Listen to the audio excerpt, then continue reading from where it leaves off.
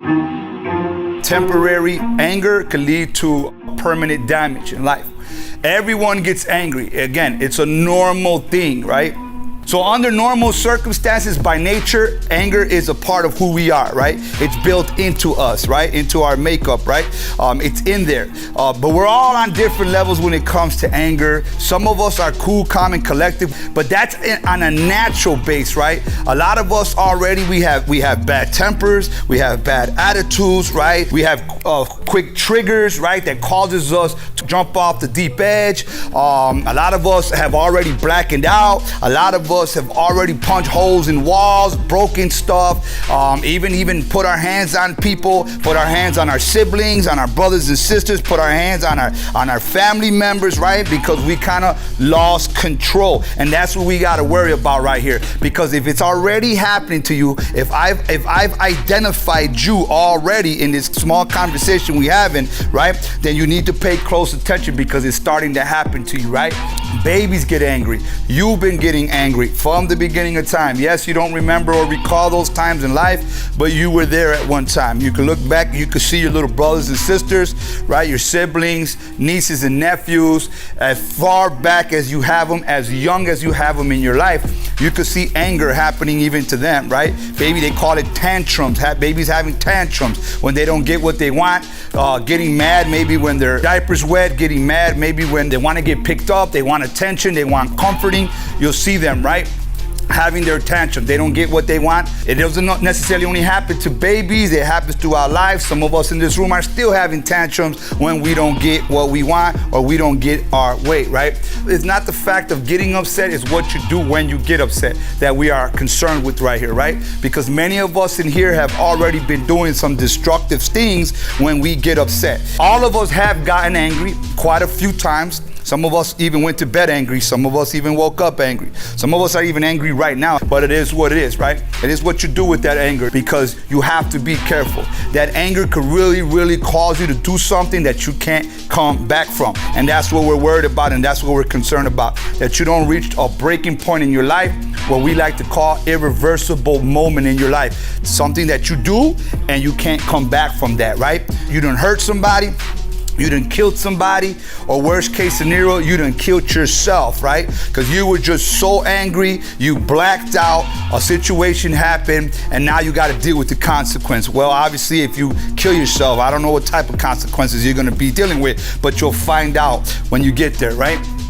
Imagine that's on a sober note. Imagine when you start to add drugs and alcohol into your equation, how you're gonna get at that point. Remember, alcohol alters the brain. Remember that part of the brain that rationalizes life, the one that keeps you level, the one that helps you think things through, that reasoning part of the brain that gets affected by alcohol. Well, anger also kind of affects that part of the brain too, right? When we get angry, we do some stupid stuff. When we get angry, we say some stupid stuff, right?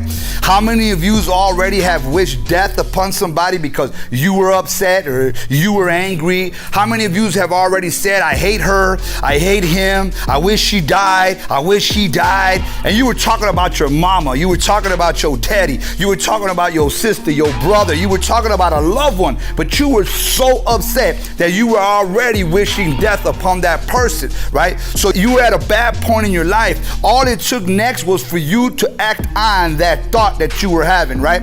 You didn't only think it, some of you already said it out your mouth. Some of you have wished death upon somebody, whether it was directly at them or maybe you were mumbling under your breath, but you were already saying it. So where do you draw the line in the sand? When do you realize that maybe you're going a little bit too far, and you probably won't realize it until it's too damn late if you don't catch yourself right now? When you start to add alcohol and drugs into your equation, things are only going to magnify and things are only going to get worse. So you got to be careful. A lot of you have already been snapping out. I know I had an anger issue. I could be honest and keep it 100 with everybody in this room. I still do have an anger issue, but you know, I've learned how to manage it a little bit better, a lot better, to be honest with you, right? Somebody brought up that you get upset when they busted your window. You know what? It was bothersome. I'm not going to lie. Who wouldn't be bothered at something being destroyed that you own, right? I don't care how big or how small it is, but you own it and now it's broken, right? So yeah, you're gonna get bothered by it, but as far as getting angry, I'm not gonna say that it had the same effect on me that it would have had many years ago, right? And this is being honest with you. Yeah, 15 years ago, I would have definitely, without a doubt, I would have dealt with that situation a different way. I would have dealt with it in a destructive manner, without a doubt. And it didn't matter who did it to me, right? Because whoever I had my last beef with would have caught the wrath or the repercussion to that situation right there. That's just how that would have went down. And I'm not trying to talk like some tough guy or some super thug or none of that, right? I'm just speaking the truth. Back then, I didn't know how to control my emotions, right? So that question that you asked me earlier, that I get mad, you were asking me about my emotions. You were asking me about the very thing that we're talking about right now. So there was an action, somebody broke my window, and then you're asking me, what about my reaction, right? And I'm able to say today that I'm a whole lot better than I was 15 years ago, because somebody's house probably would have got burnt down, right? Somebody would have got hurt behind my window getting broken. I'm not gonna lie, and I'm not trying to front right here, but that's the only way I knew how to deal with things back in the day, was through violent means, right? Because that's what I saw growing up. It was violence in my household. That's how my father dealt with things. That's what how the neighborhood dealt with things. So, learn behavior. You learn by what you see and by what you hear. So, again, that's how I would have dealt with it. And again, it wouldn't have brought me no closure, right? Because again, I probably would have, and I'm just painting a scenario. Let's just say if I did do something, let's say I got so blinded at the fact because my emotions got the best of me, my anger got the best of me, and and there I went. Maybe I went to go have me a couple drinks. Maybe I went and surrounded myself by the wrong circle. Remember, we talk about circles, those around you, right? And if my circle around me would not been the right type of people to tell me, man, it's gonna be all right, let it ride, don't trip, that ain't nothing, man. You know what? You got insurance? All right, then you good then, right? Call it in the morning. They'll put you another window if you want another window. Call it a day. It ain't a big deal. Let it ride.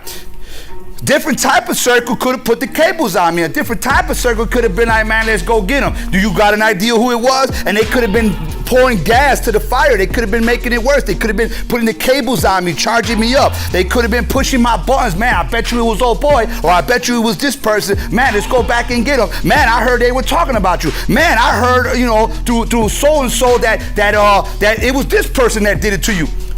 And there I go, my emotions getting the best of me. And while we're having this conversation, we're pounding a couple drinks and we're passing a blunt around while we're talking about this. So now my mind is being altered, right? Now my mind ain't in the right state. So now I'm thinking, yeah, let's go get them. You know what? Yeah, you're probably right. Yeah, you know what? Let's go do this. Without even thinking of repercussions, right? Now I'm there and I'm throwing a cocktail bomb through somebody's living room window at 3 a.m. and now I'm burning down the house and the house next door catches on fire. And yeah, maybe that intended target wasn't even home that night and got away, but the house next door burnt and the whole family, and their little kids got trapped in the back room, and now, 3 of their kids are burnt to death, right? All because my emotions got the best of me, right? And then here comes the repercussions at that, because now there's death involved. So it all started with a broken window that I had insurance on to begin with, but because I let my emotions get the best of me, now there's a full-blown investigation because people died. People died now. So now they're super investigating it. Homicide detectives are involved. They're questioning everybody. They're looking through cameras. And then next thing you know, right? We're not gonna let something like that go that easy, I'll tell you that right now. A broken window is one thing, but burning down a house and people dying, that's a whole nother level, right? So imagine that I let my emotions get the best of me, and today I'm not standing here because I'm sitting in the county fighting a homicide, right, for a house that I burnt down because I let my emotions get the best of me. And I couldn't even be having this conversation with you right now, talking about the very thing that I let get the best of me, right? So today I look at things different, right? Today I talk myself down. I'm my own coach. I'm my own wingman. I'm the one that talks myself down, right?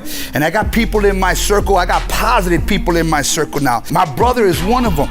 My younger brother, somebody who I've been through hell and high water and back, right, with this man. He's a positive dude in my life, and he's positive influence in my life. And he's one of those people that I immediately begin to have a conversation with.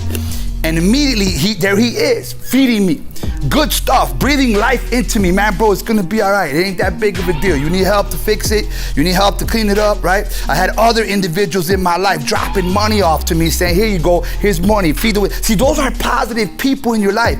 They weren't in my ear talking about, man, what we gonna do?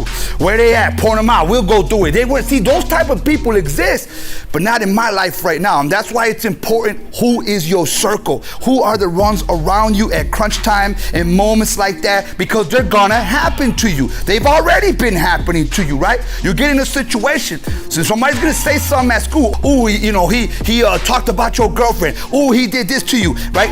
Are those the type of people in your circle, in your ear, that put the cables on you, that throw gas into the fire instead of calming you down, right? Instead of helping you think things through, right? Of the repercussions that could happen. What if this goes wrong? It ain't worth it, bro. It ain't worth it, girl. You know what I'm saying? Or let's deal with it different. Instead of all of us mobbing up and smashing his brains in real quick, right? Without knowing that maybe if we jump old girl in the bathroom and we beat her to a bloody pulp because she deserves that, without you really even knowing, because somebody somewhere along the line started a gossip about you.